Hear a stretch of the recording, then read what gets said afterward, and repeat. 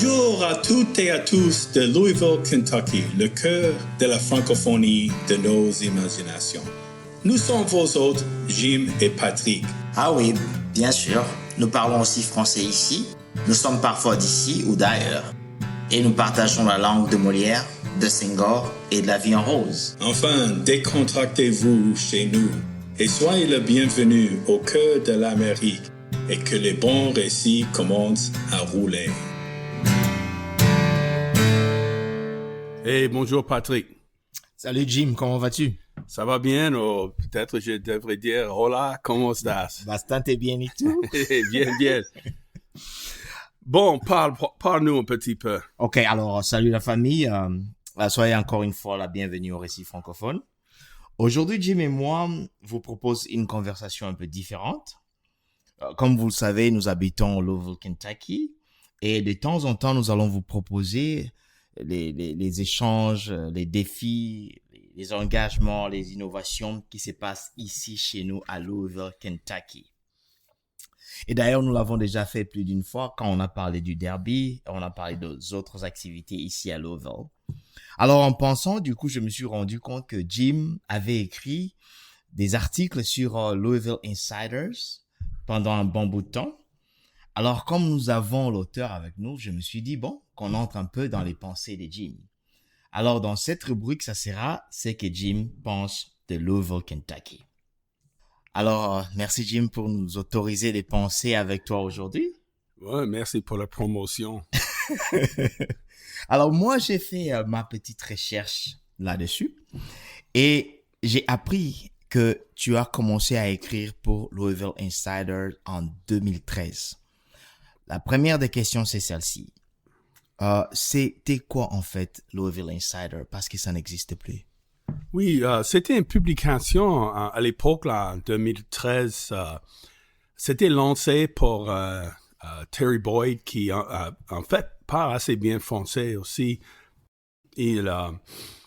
C'était plutôt un blog à l'époque, là. C'était lui et je crois que sa femme travaillait avec lui. Il y avait un autre gars qui était journaliste, pigiste ici. Et puis, mais comme ça dit, insider, c'est-à-dire c'est comme d'avoir les tuyaux quoi, sur quelque chose. Et quand je voyais ça, parfois j'avais des idées aussi, comme ils avaient annoncé une petite fête en ville ou une chose, une activité, et j'ai décidé de lui écrire pour est-ce que tu sais aussi qu'il y a une certaine chose qui va là dans le même endroit. Et puis il a répondu, et puis je lui ai filé quelques petits tuyaux que moi j'apporte la ville et je rôde pendant les journées quand je suis libre ici pour voir ce qui se passe. Et puis finalement, il m'a invité à boire un café. Et puis on a mangé quelque chose. En fait, on a mangé. Et puis un peu plus tard, il y a eu une réception. Et il m'a dit, pourquoi pas venir? Et je suis allé là-bas. Et puis ils étaient en train de changer le propriétaire parce que Terry était en train de quitter la ville. Mais il m'a fait parler à une dame qui allait être la rédactrice. Et puis, on parlait de Bourbon et choses. Il faut toujours parler de Bourbon ici. Oui, et ils disent qu'ils veulent commencer une série sur le Bourbon. Je dis, bon, je vais aller à Buffalo Trace. Je crois que c'était Buffalo Trace, la première chose que j'ai écrite pour eux. Et ça a commencé une relation que je faisais gratuitement au départ. Et même quand ils m'ont payé plus tard, c'était pas beaucoup d'argent. C'était juste une chose qui m'intéressait beaucoup. Au fin, tu es un explorateur, hein. Tu aimes bien explorer les places, les milieux. Tu aimes bien explorer les sociétés, les idées, les choses pareilles. Et quand je lisais là-dessus, parce que bon, de temps en temps, comme je disais à nos auditeurs, on va revenir sur certaines de tes pensées sur Louisville, en basant mes interrogations et mes questions sur les écrits que tu as faits. Et comme si ta vie n'était pas déjà occupée en tant que parent, en tant que professeur, tu t'es dit, tiens, je dois écrire pour Louisville. Comment est-ce que tu t'es créé les temps pour faire les deux? Bon, comme tu fais maintenant, Patrick, comme tu as tout le temps pour faire le récit francophone ici. Mais nous sommes des explorateurs, c'est une chose qu'on a en commun. Ton point de départ était à l'autre partie du monde, quoi. Et donc, le parcours était différent du mien. Mais ça m'intéressait parce que je disais que pendant mon temps libre ici, souvent, j'aimais bien aller juste tourner un peu en voiture, marcher quelque part ou juste rester dans la voiture et observer les développements et les choses. Et puis, pour écrire aussi, j'ai fait ça lentement aussi. Donc, je n'étais pas sous pression de mon travail et choses. C'était une chose que je faisais, que je remettais. Peut-être y publier quelque chose dans un mois ou chose. Donc, il y avait une période parfois où je publie 2 choses dans l'espace d'un mois, ou peut-être on va 6 semaines ou plus de... J'ai fait un total d'à peu près 40 articles. On va explorer tout ça. Oui, et je veux juste mentionner que malheureusement, quand ils se sont retirés, quoi, et ils ont perdu toutes les choses qui étaient en ligne. Tout qui était en ligne a disparu. Et heureusement, j'avais sauvé. C'est ça que tu as lu, que j'ai gardé les PDF pour moi-même. Mais c'était bien à un moment où je pouvais juste mettre mon nom là-dedans. J'ai trouvé toutes sortes d'articles. Donc ça, c'est un avertissement pour les gens que c'est quoi l'Internet? C'est quelqu'un tout petit, il éteint la lumière et c'est fini. Et juste une question. Bon, je sais pas si tu sais ça. Est-ce que nous savons pourquoi est-ce que Louisville Insider n'existe plus? Est-ce que nous savons? Bon, c'était avant le COVID et choses. Bon, ils ont grandi à un point où ils avaient un bon local dans le centre-ville, les choses, pas mal de gens qui travaillaient pour... mais quand même, pour générer des revenus, c'est toujours le truc maintenant pour beaucoup de publications. C'est difficile à l'époque où les gens veulent juste faire les publicités à travers Facebook ou Twitter, je sais pas quoi, Instagram. Et donc, pour générer suffisamment de revenus. Et aussi, je ne sais pas qui s'est passé... il y avait des propriétaires et notre propriétaire et choses. Et puis, sauf pour ceux qui sont des insiders, qui ne connaissent pas la vraie histoire. Alors toi, tu m'as fait de moi un insider parce que tu m'as offert tes archives. Alors, j'ai fouillé dans tes archives. Évidemment, il y a beaucoup d'articles. Le tout premier article dont je voulais discuter aujourd'hui, échanger avec nos auditeurs, c'est sur ce que pense Jim. C'est l'article que tu as écrit sur la communauté cubaine ici à Louisville. C'était publié en 2018. Dis-moi un peu, ou plutôt dis-nous, selon toi, qu'est-ce qui s'est passé dans la ville?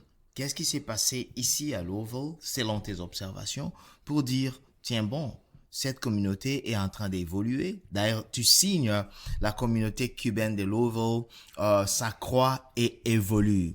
Qu'est-ce qui s'est passé pour que tu arrives à cette conclusion-là? Bon, on observait. Comme toi, tu travaillais pour le Kentucky Refugee Ministries, tu voyais la croissance des Hispaniques, des Cubains, surtout dans ce cas. Et moi aussi que j'ai observé les Hispaniques et les Cubains. Et j'ai un ami qui est cubain, qui parle français, qui venait, c'est Vladimir, qu'on connaît. Oui. Oui, et en fait, je l'ai mentionné dans l'article avec une photo de lui avec son café et choses. Et aussi, le bodega Mi Sueño que j'ai inclus là-dedans. Je suis allé là-bas parler avec les gens et j'ai inclus une photo. Et donc, ça a piqué ma curiosité parce qu'il y a une publication qui s'appelle El Kentubano. Et donc, je me suis mis en contact avec Luis David Fuentes, qui est le rédacteur en chef de El Kentubano. Et puis, il m'a invité à sa maison. Il habite à Frankfurt. Et j'ai passé une bonne après-midi avec lui. Il m'a accordé une très bonne interview. et quelques photos et choses. Il y avait à manger? Il y avait à manger là-bas? Non, mais il m'a donné un bon cigare cubain et il m'a préparé un bon café cubain aussi. En fait, je sais pas si tu as vu les photos avec lui. Oui, j'ai vu, c'est moi qui ai pris les photos aussi. Hein. Oh. Et c'est des bons photos parce que c'est intéressant parce qu'il combine le drapeau américain avec le drapeau cubain. Oui, je vois là, c'est là. Oui, et donc et on voit depuis alors que dans le Condé Nast, New York Times, plus récemment le New York Times, on voit ailleurs dans nos médias et même j'ai vu que le BBC qui était traduit en espagnol et choses, qui parlait de la communauté cubaine ici à Louisville, surtout dernièrement, le New York Times. Ils ont publié un assez grand article en 2023 sur notre communauté. Oui, j'ai lu cet article-là et ils ont d'ailleurs mentionné que dans la comté de Jefferson, ça c'est le centre-ville et dans les alentours, il y a au moins 30 000 Cubains. Et nous sommes juste en train de parler dans le centre-ville et aux alentours. Nous ne parlons même pas de Lexington, de Frankfurt, nous ne parlons pas de Kentucky en général, mais c'est fascinant. Ouais. Puis, tu décides d'écrire sur la communauté cubaine ici à Louisville. Mais étant donné que tu habites Louisville pendant très longtemps, est-ce que tu peux un peu nous dire ce qui s'est passé avant avec la communauté Louisville jusqu'en 2018, la communauté cubaine ici à Louisville? Est-ce qu'ils avaient une présence ou ils n'en avaient pas? Si, que je dis qu'il y avait des Kentubanos, comme Luis David a dit, il m'a dit, il est venu ici en tant que étudiant. Je crois qu'il avait, je sais pas s'il avait fini déjà ses études, mais il était ingénieur. Et ça fait longtemps maintenant qu'il est là. Et il voyait un certain besoin auprès des émigrés, des Cubains. Et même, je te dis, jusqu'à maintenant, ils ne parlent pas anglais. Un grand nombre des Cubains n'ont jamais étudié l'anglais. C'est intéressant. Et donc, Kentubano, j'ai vu les premières éditions, c'était publié, imprimé. Je ne sais pas s'il avait comme une infolettre avant ça, chose, mais ça commençait à prendre de l'ampleur. Maintenant, il a un site internet. Avant, c'était juste imprimé. Et donc, c'est assez épais, beaucoup d'annonces là, parce qu'on voit la valeur. Beaucoup de publicité beaucoup aussi. Beaucoup de publicité, des annonces et choses, des articles.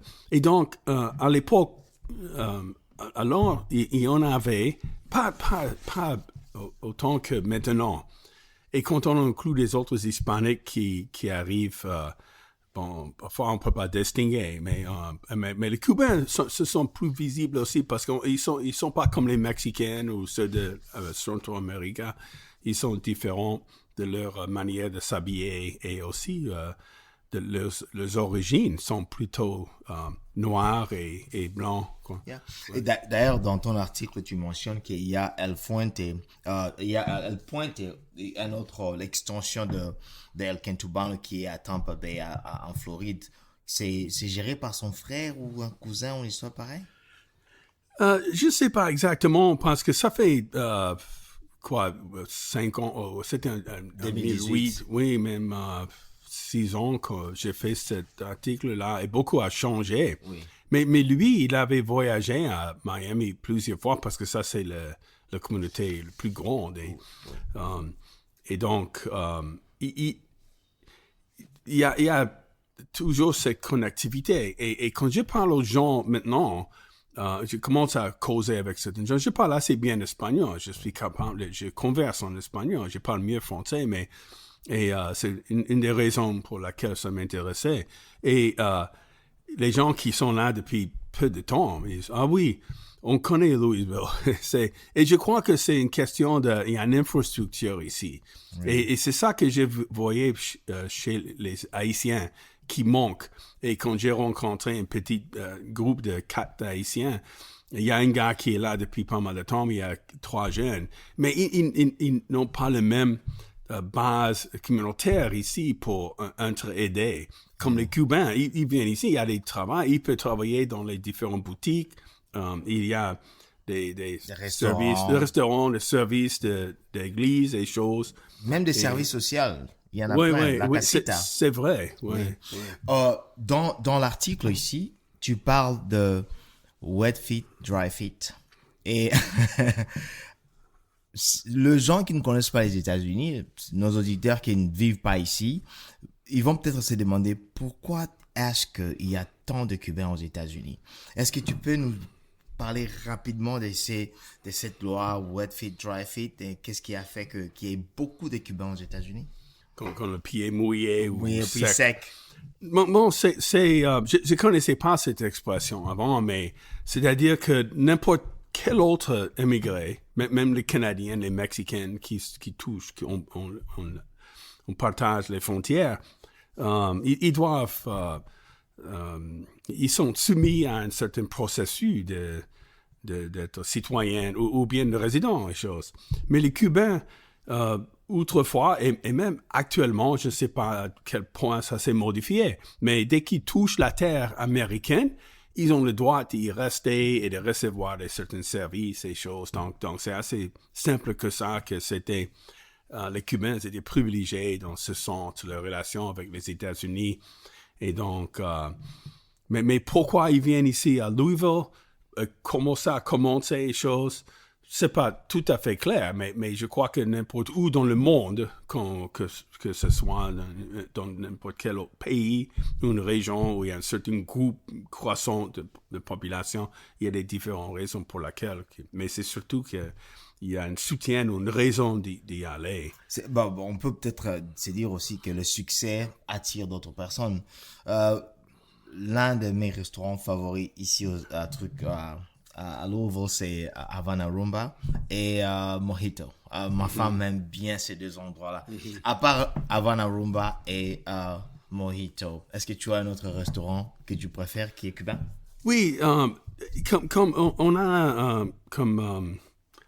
je crois que c'est Bodega La Bodeguita de mi mama. Oui, Bodeguita de mi mama, c'est en ville.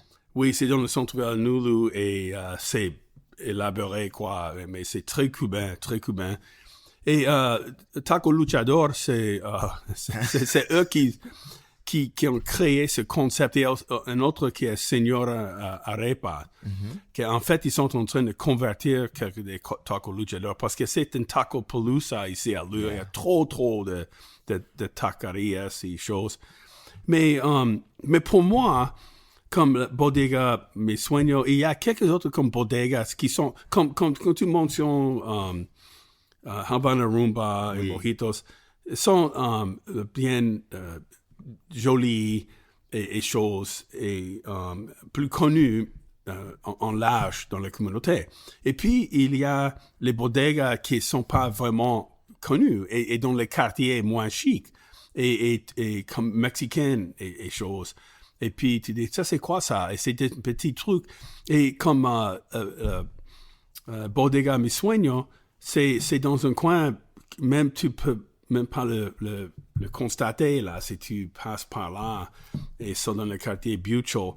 Et puis, tu entres là-dedans, et tu es normalement le seul non hispanique, et que ce soit toi, moi, on entre là. Et puis... minorité. Oui, mais je parle espagnol, donc je sais pas, j'imagine que certains gens connaissent un certain niveau d'anglais, mais ils ont une petite boulangerie là-dedans. Le pain sont fabriqués là sur site. Ils ont une carnisserie là pour les viandes, les bons... c'est de style comme cafeteria où ils ont tout ce qui est étalé. On peut commander. Oui, et tout à fait tropical, la nourriture. Donc, c'est pas connu par tout le monde, mais il y en a pas mal de choses comme ça qu'on trouve. Je devrais visiter ça. Alors, depuis que tu as écrit, depuis 2018, tu as écrit sur la communauté cubaine. Est-ce qu'il y a autre chose que tu observes qui a changé, qui a évolué avec eux? Je crois d'ailleurs que il y a un gars là qui est en train de postuler pour l'office. Il sera dans les élections. Un gars qui travaille dans le bureau du maire. J'ai oublié son nom. il est, je crois, d'origine cubaine.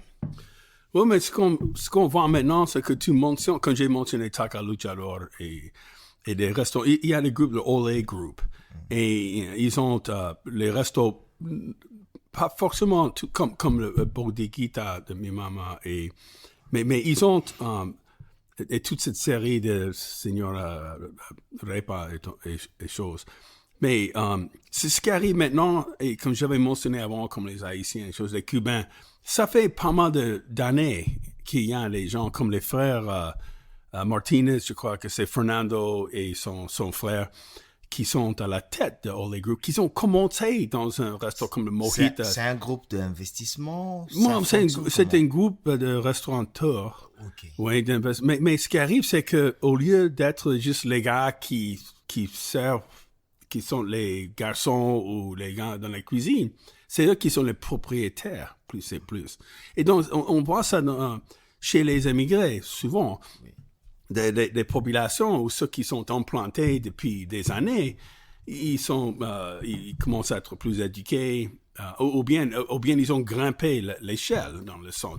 L'échelle économique, l'échelle sociale. Oui, sociale, économique, et puis ils ont les enfants et qui maintenant grandissent. Ils vont commencer à entrer dans la politique et tout ça. Oui, donc ils ont plus de contrôle de leur destin, et comme ça, pour les nouveaux arrivés, ils peuvent fournir eux-mêmes, entre eux, il y a un cycle, quoi, d'aider, au lieu de, comme je dis, que les Haïtiens, il y a un petit temple chrétien ici, et c'est un petit noyau de Haïtiens, mais ils sont pas assez bien implantés, et ceux qui ont plus de, parce entre eux, ils peuvent se engager, contracter le travail, et même dans l'assurance, le vente des voitures et toutes sortes de choses, avocats, je ne sais pas, beaucoup de services. Et on voit ça quand on peut voir Kentubano en ligne, et on a la version imprimée qui est toujours populaire.